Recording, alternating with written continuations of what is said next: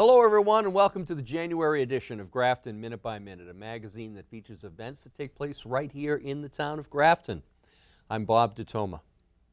Darryl Reining is the chair of the Grafton School Committee, and I had an opportunity to sit down with her recently, and we talked about school committee budget and how does someone get on board with the school committee. Here's Darryl. Hi, everyone. I'm speaking to you from Conference Room F at the Grafton Municipal Center, and the topic for this discussion today is the school committee. And my guest is Darryl Reining, who is the current chair. Hi. Hi, Bob. How you doing? Thanks for having me here today. No, I was looking forward to this. I'm sure there's a lot of members of the committee that were looking forward to seeing this too. They've wanted us to do this for a little while. Okay, so we got it underway. So you have some business coming up in the near future that you wanted to get out to the citizens of Grafton so that they knew what school committee was doing for the children of the town. Yep. And having said all that, you're on. Take it away. All right. I think the most important piece of information I want to give to people right now is that we have our budget public hearing on Tuesday, January 26th. And the public hearing is an opportunity for anybody in the public to come and hear Jay present the budget, and then I can open it up for comments. So that will be at 6:30, and it is here in Conference Room F. Right here in this room. So I do urge people who have questions or concerns or want to just know a little bit more about the budget to attend the public hearing. And afterwards, after we hear public comment, if people have it, the school committee will then be deliberating, obviously on air, and voting yes or no for the budget.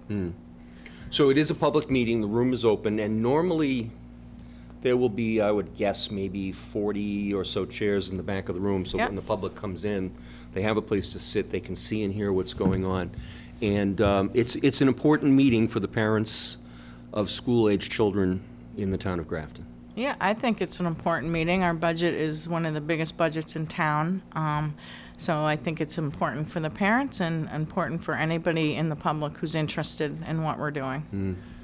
So outside of your meetings or your public hearings, I think I asked Jay this question once when I interviewed him, do you find that people will stop you in town when they see you to ask you specific questions about specific topics? Yeah, I'm actually glad you brought that up, because communication's another topic I wanted to talk about. So, Okay.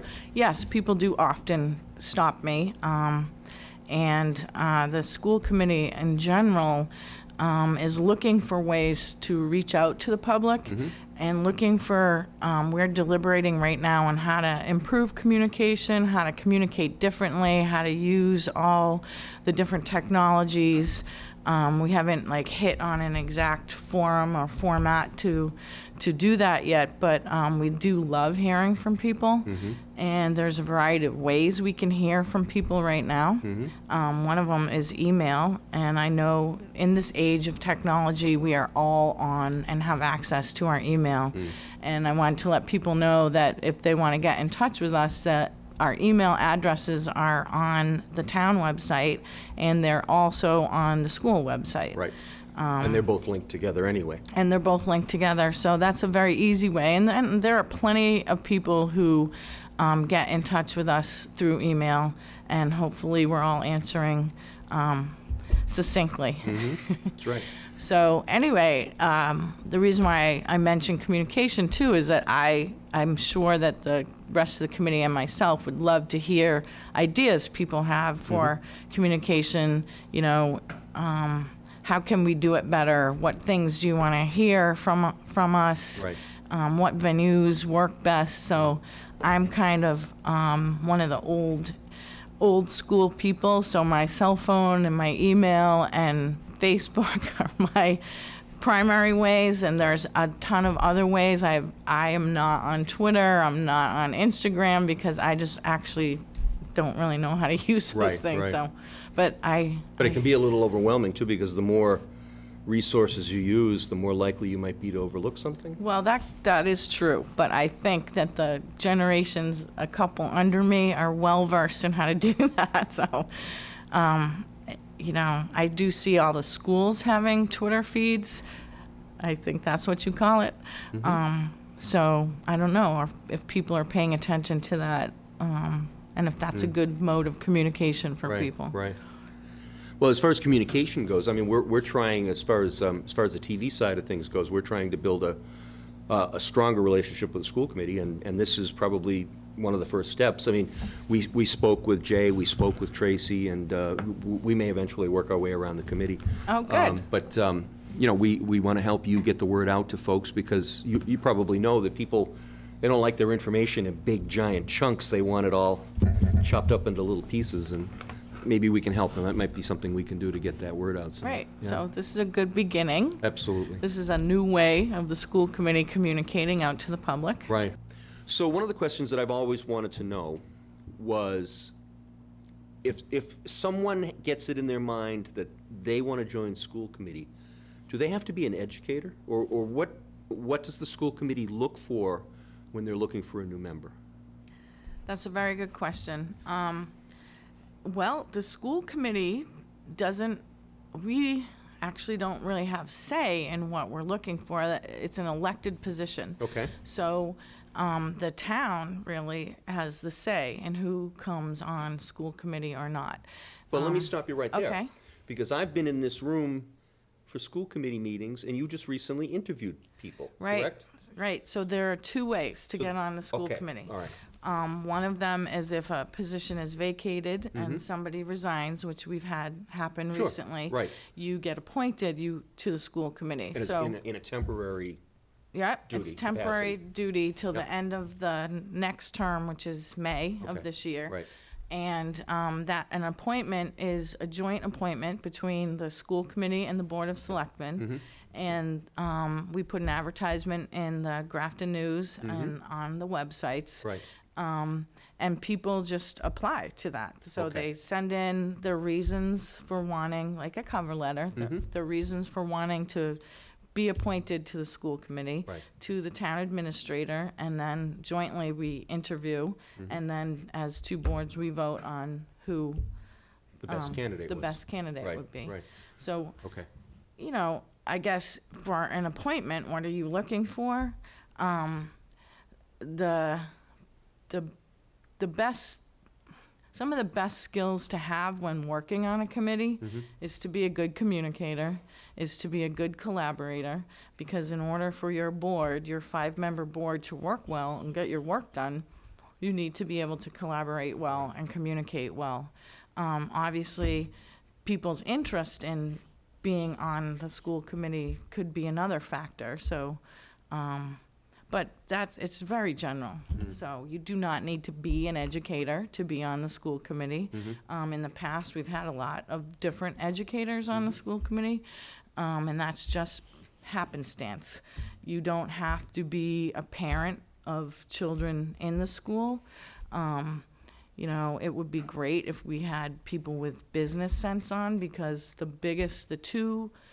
one of our biggest jobs is the budget. Right. And understanding the budget and all the pieces, and making sure that we have a balanced budget that works for the Right. town. Right. So anybody could be on the school committee. Okay. So you really are looking for, perhaps in the future, you're looking for more diversity Well- and different skill sets.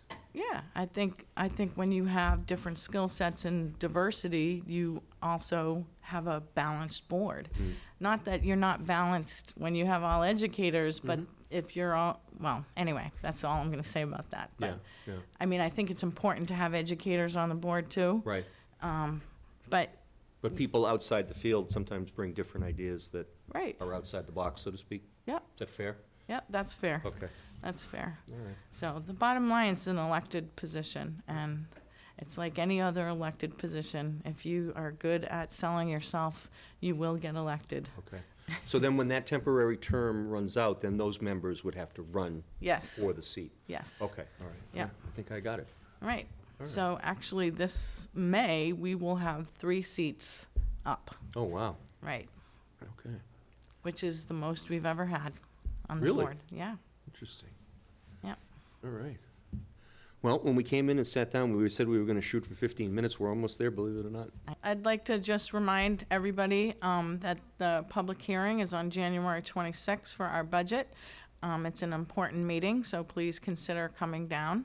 And that the school committee welcomes all communications. We like to hear the good things that are happening out there in the schools, as well as some of the challenges. So thank you so much for having me tonight, Bob. Welcome. I'm glad you came in. Yeah. Darrell Reining is the chair of the Grafton School Committee. I'm Bob DeToma. Thank you for watching, and good night. Good night. We'll be back right after these public service announcements. My name is Caitlin Brown. I am 17 years old and am a senior in high school. Since I was 5, I attended St. Clair's all-girl private school. But when my dad's job moved us east, I started to attend a public school for the first time in my life. As soon as I started high school, the other students started making jokes about how I look and dress. As time went on, I finally made 2 friends, Angela and Nathan. However, all this came to an end quickly when Nathan cheated on Angela with me. It wasn't until after word got out that I realized he was Angela's boyfriend. After that, no matter how hard I tried to make things better, people just hated me more and more. And after 6 months of this nonstop torture and crying myself to sleep, I just couldn't take it anymore. My name is Caitlin Brown. I'm 17 years old, and I took my own life yesterday because of high school bullying. I helped turn my child's public school into a whole new kind of school. One with a curriculum that really motivates kids. One that has extended hours, 6 days a week, year-round. With loads of academic, cultural, and recreational activities. One that has support services like medical and dental right there. A school where parents' involvement is encouraged. Where teachers have more time to teach. And students are excited about learning. There's just one problem. My child doesn't ever want to come home. You can help turn your school into a community school for excellence. Find out how. Call 1-877-LOVE-TO-LEARN. I recently had an opportunity to sit down with the town clerk, Donna Girouard, and we discussed the upcoming election season, and she's got some voter registration information she wanted to share with the folks of Grafton. Here's Donna. Hello, everyone, and thank you for joining me in Conference Room A here at the Municipal Center. And joining me is Donna Girouard, and she is the town clerk for the town of Grafton. Welcome again. Thank you. Nice of you to come back. Thank you. Because I sometimes get worried that I scare people off. No, no, you didn't. So we're here today to talk about the upcoming election, and you had some information you wanted to share with the townsfolk about voter registration and everything they need to know. I do. Okay. My office is preparing for the presidential primary on March 1st.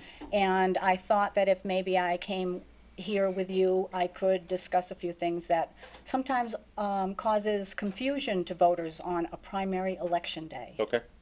And when you go to vote in a primary election, you must request a specific ballot. One of the 4 political parties that are parties in Massachusetts today, and they are the Democrat, the Republican, the Green Rainbow, and the United Independent Party. Those 4 ballots, if you're enrolled in one of those parties, you can only vote that ballot. Okay. If you are unenrolled, which is what used to be called independent, and that's not to be confused with the United Independent Party. Okay. So if you are unenrolled, or if you're enrolled in any of the 12 political designations in the state of Massachusetts, you can choose a ballot. When you check in at the polls, you will request a certain ballot, or the poll worker will ask you, which ballot would you like? And if you're unenrolled, you get to pick whichever ballot you would like to vote. Okay, so let me take you through some steps. Yes. So, I'm a registered voter in the town of Grafton, and in the last election, I voted as a Democrat. Yes. Do I need to do anything now? If you want to vote Democrat in the primary, no. Okay, same would be true as if in the last election I voted as a Republican. do nothing now. That's correct. Okay. Now, if I voted as a Democrat and I want to change, I have to do something. You do. There is a deadline, there is a deadline of February 10th for changing and registering to vote for the primary. To get all that done. To get all that done, and you must do that before that date. Okay. So now we all know people who say, I'm an independent. Yes. Okay. So if I'm an independent, if I understand it correctly, and I voted as a Republican last election, I show up on the poll, on the roll as a Republican? No, you do not. Okay. If you are unenrolled and you go to the polls and you opt to vote a specific ballot, be it Democrat, Republican, Green Rainbow, or United Independent Party, after you vote, you automatically go right back to that unenrolled status. Okay. So that you can vote next time without making any changes. You can vote any ballot you want in a primary. Okay. So I interrupted you, so I'll let you continue. Go No, ahead. that's fine. If you vote in the presidential or any other election that is not a primary, you don't have to worry about your status. You can vote, anybody that is a registered voter can vote in a regular election. But if you're it's only in a primary that you have that issue where you need to choose a ballot. Okay. So, there are 24 political designations in the state of Massachusetts, and those political designations have not qualified for a full party status because they have to get so many votes in an election in order to become a full party, To be recognized. to be recognized as a full party, and they have not. Where Green Rainbow and the United Independent Party have done that in the past, and that's why they now have the full party status. Okay, understood. I just think that if anybody has any issues or questions about their status as a voter, whether it be their party or whether they're registered or not, they need to call the town clerk's office and get that straightened out before the deadline to register to vote, which is February 10th. Okay. So if I moved into town today, let's say, and I failed to register in the town of Grafton to vote by February 10th, I would have to go back to my previous town or my previous city and vote there, or vote by absentee ballot, I guess? You could vote by absentee. You can also go back and register and vote in your previous town if you are still listed on their voter rolls. Okay. If you have notified them that you have moved and they no longer carry you on the voter rolls, then you can't do that. Is that standard procedure where if I notify my town that I've moved out and I live somewhere else, do they automatically take you off the rolls, or If you tell them I no longer live in that town, yes, they'll take you off. good chance they did that? Yes. Yeah. Okay. But if you did register to vote in Grafton, upon registering in Grafton, it automatically takes you off of the other town. Okay. So there's some type of information sharing or a notice that Yes, goes out? yes. There's a state system Sure. that we all share. Okay. So, looking at the document that you shared with me before we came on the air, I was really shocked to see that there were so many different parties. Yes, there are. And it's up to you to But they're keep not track of them. parties. Those are the political designations. Okay, okay. Yeah. So there's all these different designations, and some of them are recognizable, and some of them actually make sense, and then there's just a bunch that look like somebody's messing with Yes, it. yes. And I think they are. It's just people that think, hey, let's form a political designation. Right, right. So, so some of the ones that almost anybody would recognize if they were looking at this list. Yeah. So if somebody said to you that I'm a member of the Conservative Party, well, most people would look at you and go, well, you're a Republican. Yes. But then again, there's some others here that you're a member of the Reform Party. Well, in some countries, the Reform Party would be considered the left side of the political Yes, spectrum. yes. And then, of course, there's my favorites. There's the I don't know if I can Yes. say it. You mean the Pirate Party? The Pirate Party. So I recently joined the Pirate Party, and so has anybody ever come to the town of Grafton and said they were a member of the Pirate Party? No, not yet. Okay. And you'll also see the Pizza Party. Well, the Pizza Party I can Party, understand yeah. fully. I have no issues with that whatsoever. The Pirate Party I did have a concern about. But these are legitimate political designations that people have joined, and they can, Right. when they go to the polls, opt to take any one of those 4 ballots, Okay, which is new. sure. Last year, they could not do that. They couldn't do that. But So, we had an election reform, and that happened and during that the was election. one of the Yes, changes that was yes. Mm-hmm. instituted. So a year ago, if Rick and I decided we were going to form, Rick's in the booth. Yeah, So if Rick and I decided we were going to form the Bald-Headed Grandfathers Mm-hmm. Party, and we came to you and said we wanted to be listed, a year ago, that wouldn't have happened. that's right. Okay, but now, and here's the good news, Rick, we could do that. Well, you'd have to go through the state. Sure, but we have yes, to go through yes, that process. Yes. Okay, so, that's just amazing to me. Yeah. You know, it's like some of the names, you know, America First Party, okay, makes sense. Socialist Party, makes sense. I'm surprised to see the Prohibition Party on here. Yes. Yeah. Interesting. So there are people out there that are still trying to ban the demon rum. Oh, absolutely. Interesting. Libertarian Party makes sense. Green Party makes sense. Rainbow Coalition, heard of all those. Fascinating. Yes. I had no idea. Yes. No idea. Because people talk about the two-party system.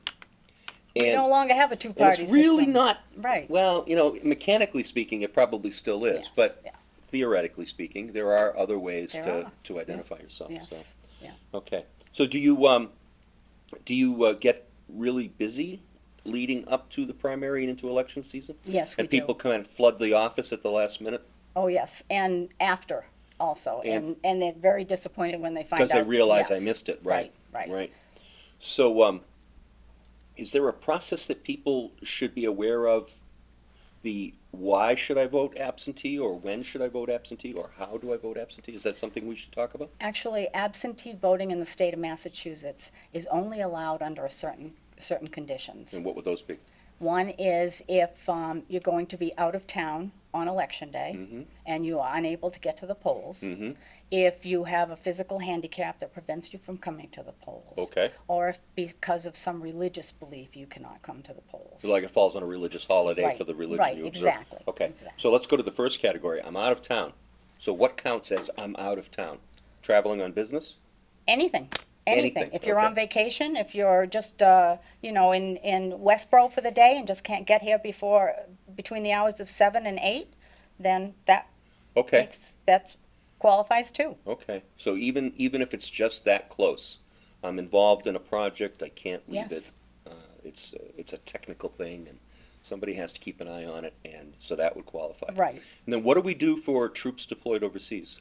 We have what we call UOCAVA ballots. It's uniformed overseas, and people that have resided in Grafton but have permanently residing in another country. Mm-hmm. We have some that live in England. We have some that live in Canada. Sure. And we get to send them ballots too. Right. So if somebody who's a resident of Grafton is residing in, let's say, Tokyo, Japan, and they're assigned to the military, and they've been there for long term, Yep.